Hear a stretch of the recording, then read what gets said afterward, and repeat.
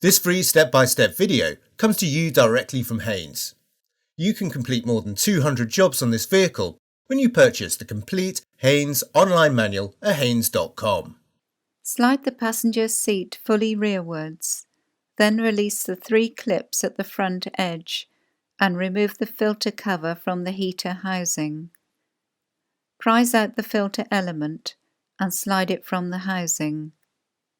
Remove any debris from the filter location. Note the arrows on the end of the filter element which indicate airflow direction. They must point to the rear of the vehicle. Maneuver the filter element into place and slide it fully into the housing. Engage the hinges at the rear edge of the cover with the lugs. Then firmly press the cover to secure the clips at the front edge.